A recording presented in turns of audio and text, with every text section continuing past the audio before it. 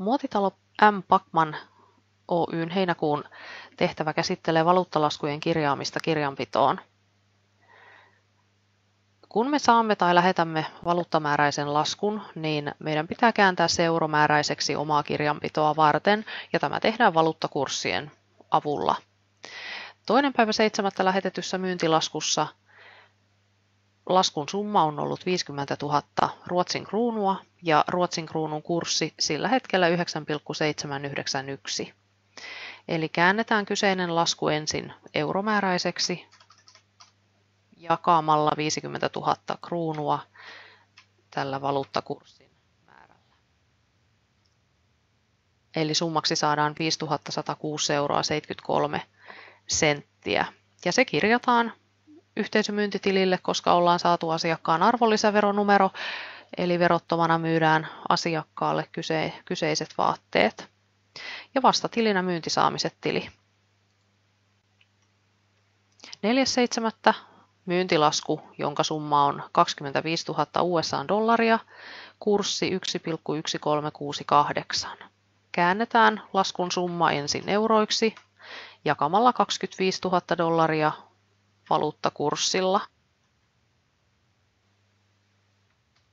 Summaksi saadaan 21 991,56 €. Kirjataan myyntiyhteisön ulkopuolelle tilille, koska kyseessä on EUn ulkopuolelle toimitetut tuotteet, ja vastatilinä myyntisaamiset. 10.7.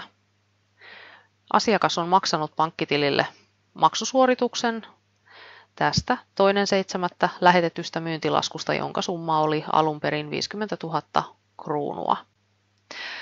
Tässä kohtaa kurssi on muuttunut, eli maksupäivän kurssi on eri kuin silloin laskun lähettämishetkellä, joten lasketaan uudelleen 50 000 kruunun summasta euromäärä, eli jaetaan kyseisellä valuuttakurssilla.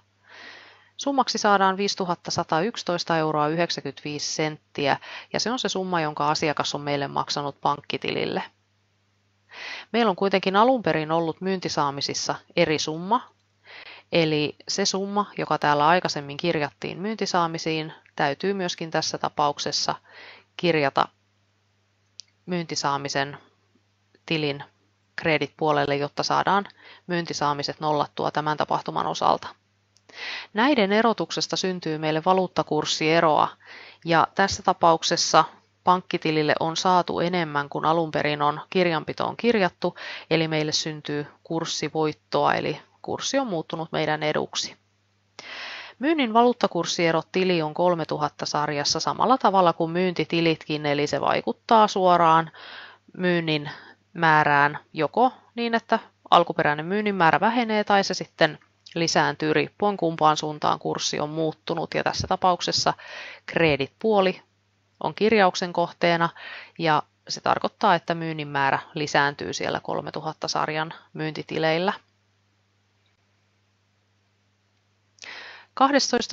saadaan pankkitilille maksusuoritus 4.7. lähetetystä myyntilaskusta, jossa summa oli 25 000 $, ja taas maksupäivänä kurssi on muuttunut, joten lasketaan maksupäivän kurssin mukainen euromäärä, eli 25 000 jaettuna 1,1384. Summa 21 960,65 € saadaan asiakkaalta pankkitilille, ja kuitenkin myyntisaamisissa oli siellä alkuperäisessä tapahtumassa 21 991,56 €, joten se pitää tässä tapauksessa kirjata myyntisaamiset tilin credit-puolelle, jotta saadaan se saaminen poistumaan. Näiden erotuksesta syntyy meille kurssieroa.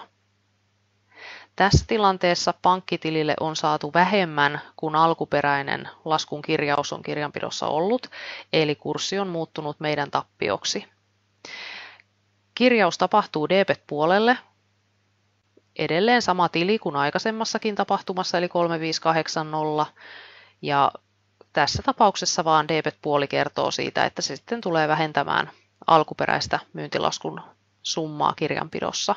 Koska myynti on credit-puoleinen, niin debit-puolen kirjaus sitten oikaisee sitä summaa.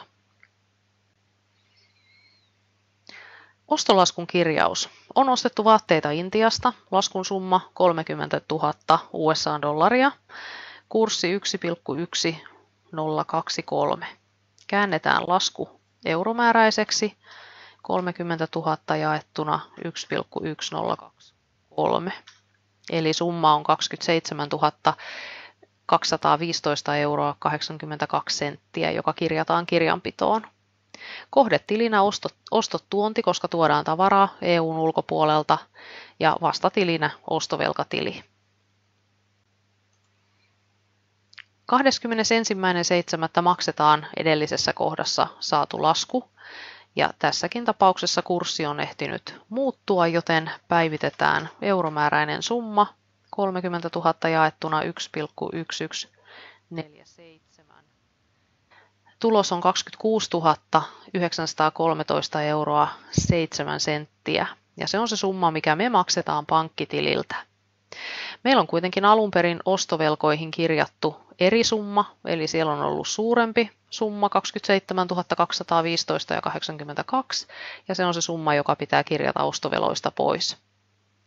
Näiden välisestä erosta syntyy meille valuuttakurssieroa, ja tässä tapauksessa me olemme maksaneet pankkitililtä vähemmän kuin alkuperäinen ostolasku on euroissa ollut, joten tämä kurssi on muuttunut meidän hyödyksi, eli me kirjaamme sen credit-puolelle. Tarkoittaa sitä, että me oikaistaan näitä alkuperäisiä ostoja valuuttakurssista syntyneellä erotuksella. Ja tiliryhmä 4000 sarjassa 4370 ostojen valuuttakurssierot, jotta näitä ostotapahtumia oikaistaan näillä valuuttakurssissa tapahtuvilla muutoksilla. 23.7. saadaan ostolasku. Ollaan ostettu vaatteita Tanskasta. Laskun summa 60 000 Tanskan kruunua ja kurssi 7,4063. Käännetään lasku euroiksi. 60 000 jaettuna 7,4063. Summa 8 101 euroa 21 senttiä kirjataan sekä tänne ostovelkoihin että yhteisöhankinnat tilille. Kyseessä toinen EU-jäsenmaa. Sen lisäksi me kirjataan arvonlisäveron määrä, eli 24% tästä kyseisestä euromääräisestä summasta, ja saadaan 1944 euroa 29 senttiä, joka kirjataan sekä arvonlisäverosaamiseksi että arvonlisäverovelaksi, eli käännetty verovelvollisuus kyseessä, kun ostamme toisesta EU-jäsenmaasta tavaraa. Sen jälkeen 25.7. me maksamme kyseisen ostolaskun. Summa, joka maksetaan, on 60 000 jaettuna 7,395 eli 8 113 euroa 59 senttiä. Alun perin ostoveloissa on ollut 8 101 euroa 21 senttiä, joten se kirjataan nyt sieltä debet-puolelta pois. Näiden erotuksesta syntyy meille valuuttakurssieroa, ja se syntyy debet-puolelle ostojen valuuttakurssierot tilille ja tarkoittaa, että ostojen määrä lisääntyy, koska alkuperäisetkin ostot ovat siellä debet-puolisia. Eli meille tulee valuuttakurssitappiota tästä tapahtumasta.